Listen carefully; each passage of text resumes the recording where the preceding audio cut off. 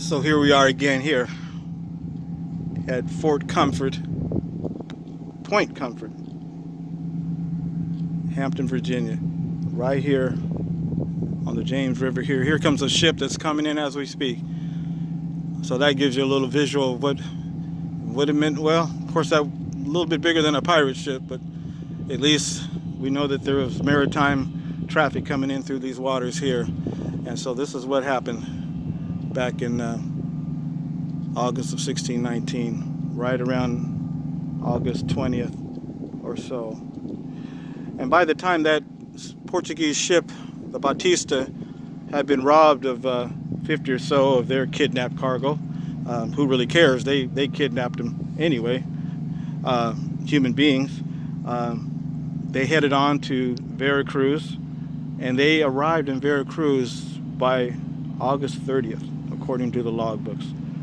So we do know by that fact in the journal books that the landing of the first Africans had to have occurred sometime between August 20th and August 30th, because that ship had made its destination to Mexico on August 30th. And they even reported that they had been attacked. So for me, the importance of 1619, I mean, this is the 400th anniversary. And it means a lot because it means freedom. It means that in the colony of Virginia, it was equal footing for the African as well as the Englishman. There was a lot of roots that were embedded at that time. And now there are many descendants of those first Africans and Englishmen and Native Americans to this day.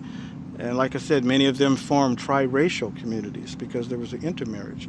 Many of the so-called American families, prominent American families today, you could trace their roots back to 1619 and to the Africans.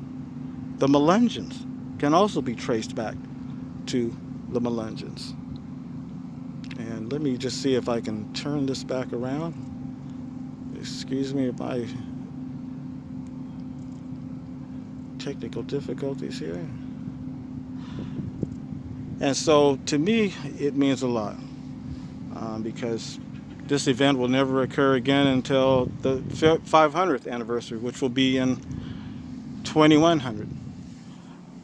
The last one before this year was in 1919. And you think that, was anyone tracking back then? Oh, yes, they were. You think they weren't? If you get a copy of the Journal of Negro History, Volume 3, June 1916 edition, 3 years before the 300th anniversary, they knew all about the Africans in 1619. Read that article, the June 1916 issue of Journal of Negro History. And I reference that in my book as well.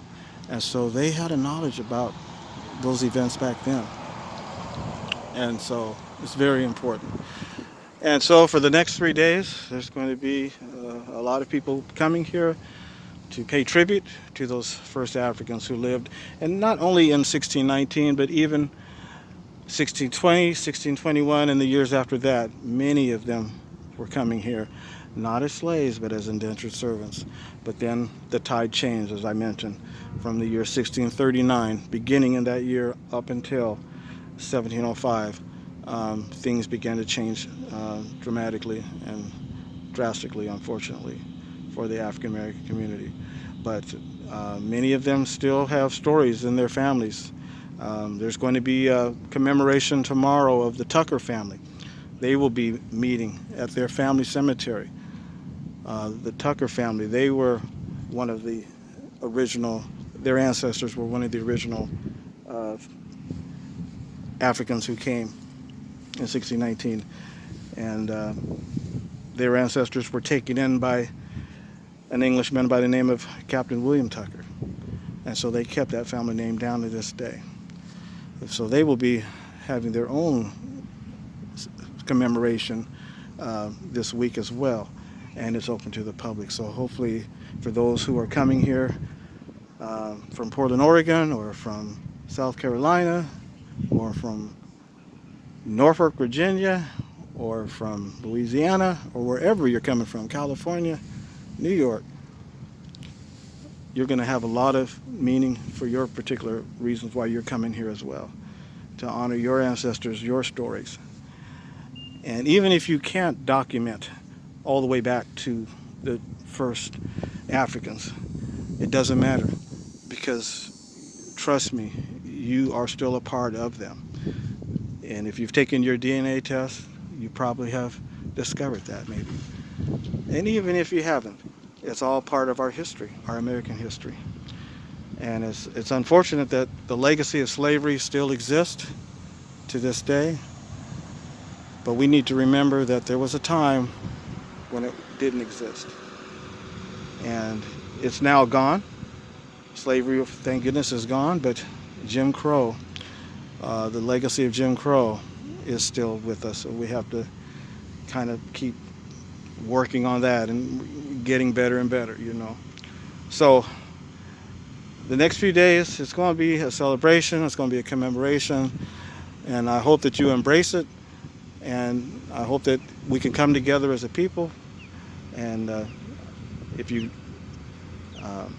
do make it out here, I wish you well on your journeys, and maybe we'll even meet. Thank you. It was nice talking with y'all, and we'll talk again. I'll see if I can post some more once the activity started. Okay, y'all. We'll talk soon.